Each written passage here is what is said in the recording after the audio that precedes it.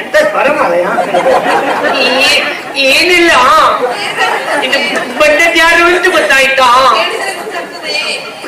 ಹೇಳ್ತೇನೆ ನೀನೆಂತದ ಮಳೆಗಾಲದ ಹುಳದ ಮೇಲೆ ಬಿಸಿನೀರು ಬಿದ್ದಾಗ ಮಾಡ್ತೀವಿ. ನಿಮ್ಗೆ ಗೊತ್ತಾಗ್ತಿತ್ತು ರಾತ್ರಿ ಓಡೋದವಳು ಗೊತ್ತಿದ್ದ.